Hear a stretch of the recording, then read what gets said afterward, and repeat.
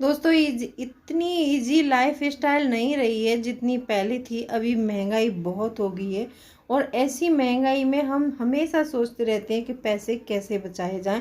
पैसे बचाने के बारे में सब कोई सोचता है, लेकिन उनको ये पता नहीं होता कि ये तरीके क्या होते हैं।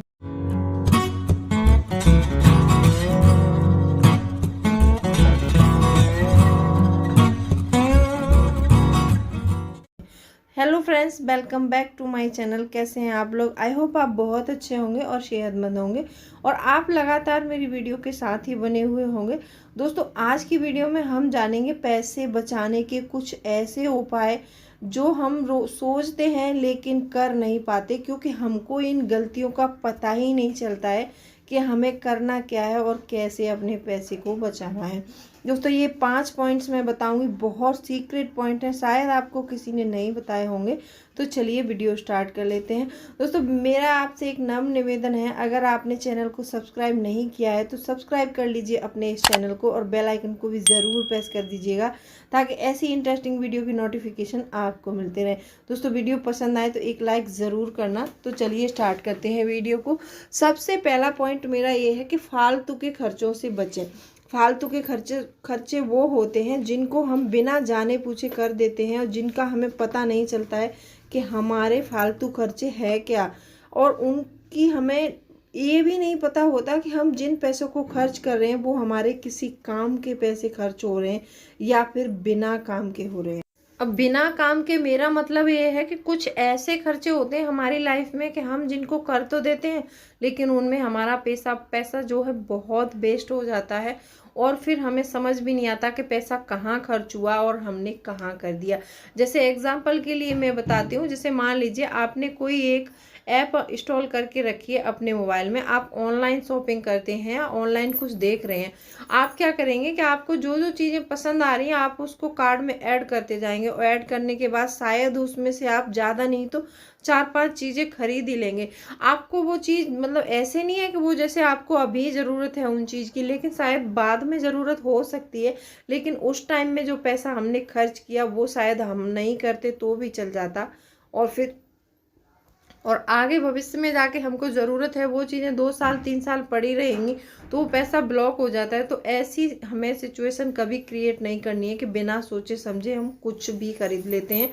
या फिर आप गुटखा खाते हैं या शराब पीते हैं तो आप वो करते जा रहे हैं, कंटिन्यू रख रहे हैं ऐसी गलतियों को, तो ऐसे पैसा आप कभी नहीं जोड़ पाएंगे। ऐसी फालतू की चीज़ों पर हमें खर्चा बिल्कुल नहीं करना है, इसीलिए बोलते हैं कि इन फालतू खर्चों से बचें। जब भी मार्केट जाएं अपना लिस्ट बना के लेके जाएं, आप लिस्ट के अकॉर्डिंग ही शॉपिंग करें। जिन चीज़ की हमें डेली रोज में आवश्यकता है वही चीज़ खरीदनी है, अदरवाइज हमें ऐसी कोई चीज़ नहीं खरीदनी है जिससे कि हमारे घर का बजट बिगड़ता जाए। दूसरा पॉइंट मेरा ये है कि फालतू की शॉपिंग से बचें। बहुत से लोग क्या करते हैं कि फालतू की शॉपिंग कर लेते हैं। उनको क्या है कि जैसे ही उनकी मंथ में सैलरी आती है, 1 तारीख को सैलरी क्रेडिट होगी और वो अपनी सारी सैलरी निकाल लेंगे। उनको ये ही नहीं पता है कि इस सैलरी को हमें कैसे डिवाइड करना है, अपने डेली रोज के खर्चे निकालने हैं और इसमें से हमें सेविंग भी करनी है। तो बहुत से लोग क्या करते हैं कि जैसे ही सैलरी आई अपना पार्टी शार्टी शुरू कर देंगे, कहीं जा रहे हैं, महंगे महंगे रेस्टोरेंट में खाना खा रहे हैं, महंगे महंगे ब्रांडेड कपड़े खरीद रहे हैं, शूज़ खरीद रहे हैं। और कुछ लोग क्या है कि बैठे बैठे घर में दिल नहीं लग रहा है तो वो दिल लगाने के लिए कुछ क्या करते हैं, बाहर जाना पसंद करते हैं। तो ऐसे में आपको बाहर नहीं जाना है।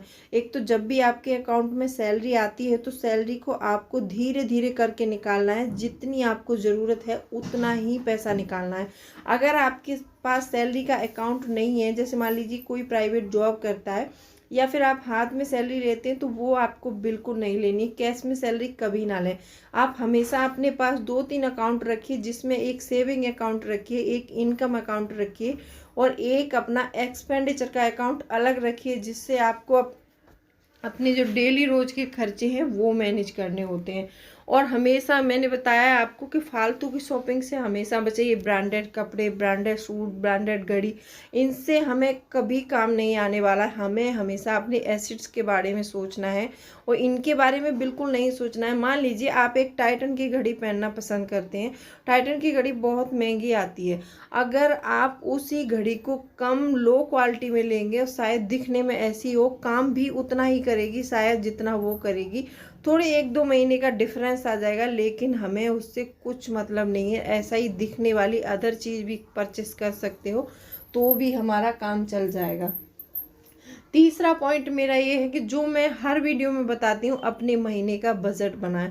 दोस्तों, जैसे ही आपकी सैलरी आती है वैसे ही आप बजट बनाना शुरू कर दीजिए।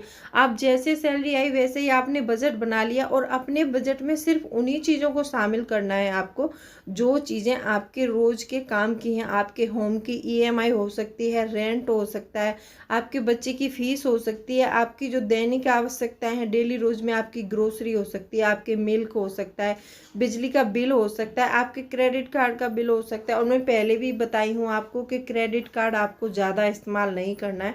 अगर आपके पास क्रेडिट कार्ड है तो आप उसका कम से कम इस्तेमाल कीजिए। उसको जब इस्तेमाल करना है तब आपको, जब ज़्यादा ज़रूरत हो, ऐसा लगे कि अब इसके बिना काम चलेगा ही नहीं, बहुत ज़्यादा इमरजेंसी है, तो उसमें आप क्रेडिट कार्ड इस्तेमाल कर सकते हैं। बाकी अदरवाइज ऐसे ही थोड़ा मोड़ा उसमें क्रेडिट कार्ड इस्तेमाल आपको बिल्कुल नहीं करना है, क्योंकि क्रेडिट कार्ड का जो बिल है बहुत आता है, और इस पर थोड़ा सा भी अगर हम इसको भरने में डिले कर देते हैं इसके बिल को, तो और ज़्यादा चार्जेस लग जाते हैं हमारे ऊपर। तो हमें ऐसा बिल्कुल नहीं करना है, और अपने घर का बजट ज़रूर बनाना है। चौथा पॉइंट मेरा ये है कि निवेश करना है। अभी हम सीख लेते हैं कि हम पैसे कैसे बचाने हैं, और सभी घरेलू महिलाएं जो भी हैं पैसे ऐसे थोड़े थोड़े वीडियो देखकर पैसे बचाती हैं। जैसे मान लीजिए आपने एक मंथ में 1,000 रुपये की सेविंग की, तो उन 1,000 रुपये को आपको घर में रखना नहीं है, बिल्कुल भी नहीं रखना है अपने पास में। उसको आप चाहे तो कोई अकाउंट खोल सकते हैं। आजकल बहुत सारे अकाउंट खुल जाते हैं, उसमें आप देखेंगे बहुत सारी स्कीम है। अकाउंट खोल लीजिए आप पोस्ट ऑफिस में, आपके नज़दीकी पोस्ट ऑफिस है, उसमें आप अपना अकाउंट खोल सकती हैं अपने नाम से, और उसमें सारे पैसे की RD कर सकती हैं। RD में भी अच्छा रेट ऑफ इंटरेस्ट मिल जाता है। और जब जैसे आपकी RD पूरी हो जाए 1 साल 2 साल में, जो भी आपने जो पैसा जमा किया है, तो आप उसका फिर बाद में सारा मिला के फिक्स डिपॉजिट भी कर सकती हैं। फिक्स डिपॉजिट में भी अच्छा रेट ऑफ इंटरेस्ट मिलता है, तो आप वहाँ भी अपने पैसे इन्वेस्ट कर सकती हैं। इन्वेस्ट के लिए बहुत सारे ऑप्शन हैं। म्यूचुअल फंड हो गया, सरकारी बॉन्ड हो गया, बैंक FD होगी, कॉरपोरेट बैंक बॉन्ड हो गया, PPF में भी जमा कर सकते हैं। PPF में भी अच्छा रेट ऑफ इंटरेस्ट मिलता है। तो अपने पैसे को कभी भी, बचाए हुए पैसे को अपने पास नहीं रखना है, आपको हमेशा उस पैसे को निवेश करते रहना है। दोस्तों, 5वां पॉइंट मेरा ये है जो कि बहुत महत्वपूर्ण है। इस 5वें पॉइंट को आप ध्यान से सोचिए कि सही समय पर सही फैसला लेना है। हम लोग क्या करते हैं कि जब हम पैसे बचाने की उम्र होती है, एज होती है, उस समय में हम इस पैसे के बारे में सोचते ही नहीं है। सिर्फ हमें क्या दिखाई देता है कि हमारी साड़ी, ज्वेलरी, कपड़े, गहने जो भी है सब खर्चे दिखाई देते हैं, लेकिन हम सेविंग के बारे में नहीं सोचते हैं। तो हमें जल्द से जल्द सेविंग के बारे में सोचना है। और आप सोच रहे हैं सही समय पर सही फैसला, का मतलब ये है कि बहुत से लोग ये सोचते हैं कि शायद हमने ये पहले कर लिया होता तो हम आज इस स्थिति में नहीं होते, और ये बहुत बड़ी भूल करते हैं हम लोग। हम लोगों को ऐसा नहीं करना है। अगर आप सेविंग नहीं कर रही हैं तो आप आज से ही सेविंग करना स्टार्ट करिए। अपने फालतू के खर्चों पर लगाम लगा दीजिए अपने घर में। शायद आपको थोड़ा सा स्ट्रिक्ट होना पड़े तो वो भी होइए, लेकिन आप अपने पैसे के बारे में ज़रूर सोचिए, और सही समय पर सही फैसला लेना हमारे जो भविष्य की बहुत बड़ी उन्नति कर सकता है। सही समय पर सही फैसले लेने इसलिए ज़रूरी हैं ताकि हम अपने पैसे को बचा सकें और अपने घर में सुख समृद्धि ला सकें। दोस्तों, वीडियो बहुत इंटरेस्टिंग थी। अगर आप इसको पूरा देखते हैं तो आपको कुछ ना कुछ फ़ायदा ज़रूर होगा। और इन 5 पॉइंट्स में से आपको कौन सा पॉइंट पसंद आया तो मुझे कमेंट करके ज़रूर बताएं। दोस्तों, वीडियो पसंद आई हो तो वीडियो को लाइक कर देना। अगर आपने अभी तक चैनल को सब्सक्राइब नहीं किया है तो सब्सक्राइब भी कर देना, और बेल आइकन को भी ज़रूर प्रेस करें ताकि ऐसी इंटरेस्टिंग वीडियो की नोटिफिकेशन आपको मिलते रहें। चलिए, मिलती हूँ अगले वीडियो में, तब तक के लिए बाय बाय।